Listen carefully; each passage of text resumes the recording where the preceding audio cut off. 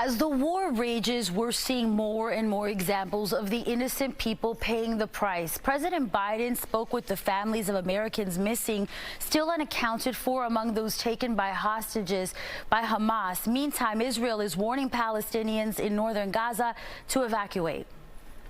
Israel's military dropping flyers urging more than 1 million people to evacuate ahead of a promised ground invasion by Israel. The aim here is to minimize the damage to civilians. But Hamas is warning people to stay put. This as Israel's military is gearing up for that potential ground invasion.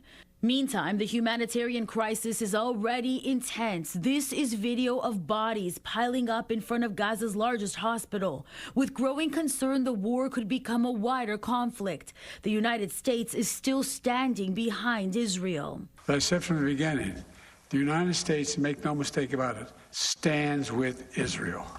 The United States stands with Israel. Secretary of State Blinken was in Israel yesterday, and Secretary of Defense Austin is there today. We're making sure Israel has what it needs to defend itself and respond to these attacks. It's also a priority for me to urgently address the humanitarian crisis in Gaza. And today, President Biden took the time to talk to the families of the American citizens missing or kidnapped from Israel by Hamas when the conflict began. This morning, I spoke with the family members of all those Americans who are still unaccounted for on a Zoom call for about an hour and 10, 15 minutes.